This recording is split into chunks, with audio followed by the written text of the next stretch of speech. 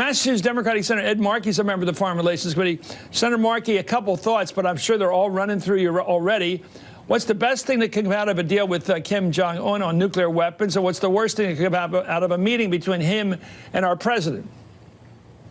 Well, of course, the best thing would be if there actually was a pathway towards denuclearization that was created because of this negotiation. The worst thing that could happen is if there is no agreement and that Donald Trump then reverts to his fire and fury language, his talk of a preemptive nuclear strike against North Korea because they won't give up their nuclear program. And that would be absolutely catastrophic. So I think it's very important here to understand that when the president says that that Kim has already agreed to denuclearization, that has not happened, and it's going to be a long pathway to ever reach that day. And in the interim, the president's going to have to take the military option off the table because that would be catastrophic.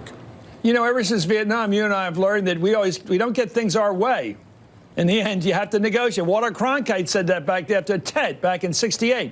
You got to cut a deal. What's a reasonable deal? Can we expect to have a deal, something, although they've gone further than Iran, something like Iran where they agree to 5 years, 10 years, some sort of delay in their programs? Would that work with both sides of the aisle?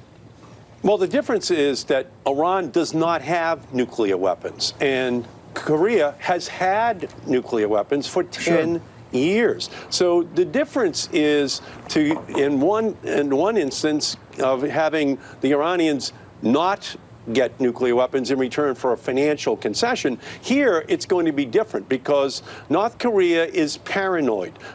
Kim believes that he could be killed. And so it's going to take a long, patient negotiation to ever reach a day where he can be convinced that if he gives up all of his nuclear weapons, that it would not lead to his own death. And I think that is not going to be an easy goal to achieve. Yeah. Well, there's nobody I can think of in the U.S. Senate or in politics who has to spend more years worried and concerned and acting on the danger of nuclear warfare than you, Senator. Thank you so much for coming on. Senator Ed Markey of Massachusetts. Chris. Appreciate it. Thank you.